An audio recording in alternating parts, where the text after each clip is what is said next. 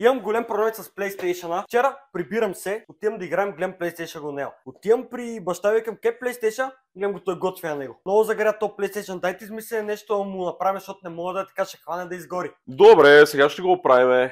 Така, ето първо тестваме конзолата, работеща е, сега я отваряме. Виждате колко много прах има, още дори не сме стигнали до радиатора. Това просто махнахме капаците, ето. Махнахме капаците, погледнете колко прах има. Сега ще видим надолу какво случва. Така, ето първо термопастата. Имало е някога термопаста, вече няма. Тук мога да видите, един паяк се живее.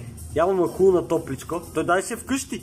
Ние не го притесняваме за сега. Сега ще го изгоним, ще му намерим нов дом. Давай сега да почистя, да сменяме термопастата, хубавите подложки. Чакайте ви покажа. Това от вентилатора и радиатор. Уникален килим. Виждате, всичко е в прах. Сега вече наистина почиствам. Ето го вече изглобен. Виждате, даже отвънка вече блести. Колегата до сега се занимаваше и отвън да го почисти. Работещ, най-важното. Ако искате да помогнем и на вашия PlayStation, пишете едно лично съобщение или елате на място в град Перник.